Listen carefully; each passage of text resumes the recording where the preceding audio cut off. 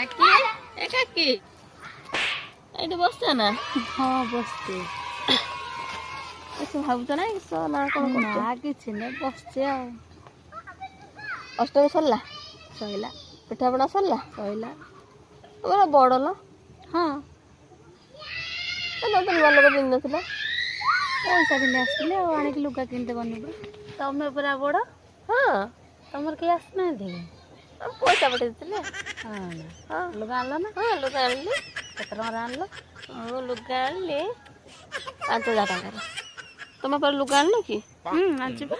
କେତେ ଟଙ୍କା ଲୁଗା ଆଣିଲ? 8,000 ଟଙ୍କା ଲୁଗା ଆଣିଲି ବା। 8,000 ଲୁଗା ଆଣିଲ? ହଁ ହଁ ନା ଭାରି ଆଣିଲା ବାଲା 200 ଟଙ୍କା ଲୁଗା ତିନି ଆସିଥିବ କହିଲେ 8,000 ଟଙ୍କା ବୋଲି। ମୁରୁରୁ ଲୁଗା ନ ଆଣିଥିବ କହିବ ମୁଁ 5,000 ଟଙ୍କା ଲୁଗା ଧରି ଚାଲି ଆସିଛି। କିଛି କହିଲ କି? ନା କିଛି କହିନାହିଁ।